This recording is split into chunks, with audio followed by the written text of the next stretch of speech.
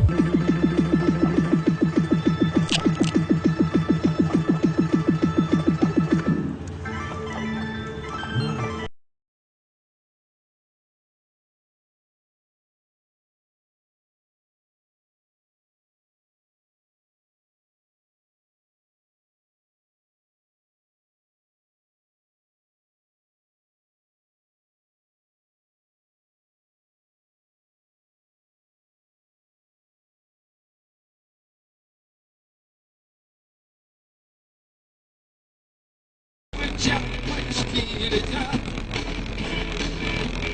Вот опять я опоздала.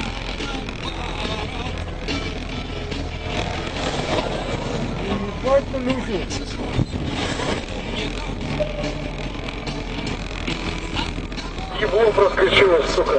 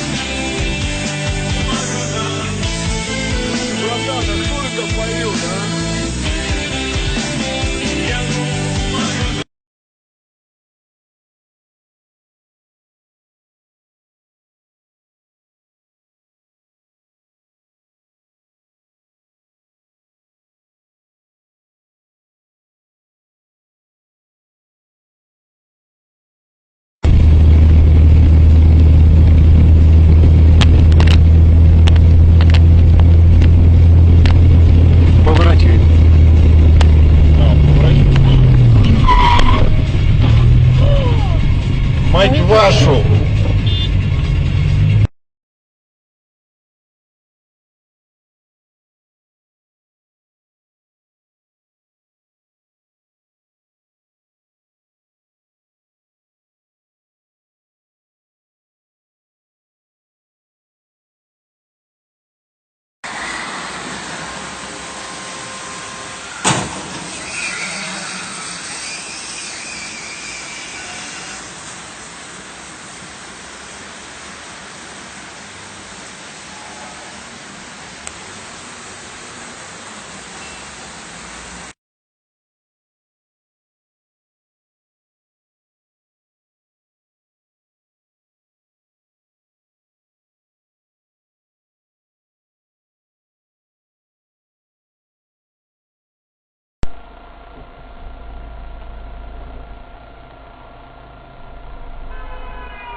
Поругать.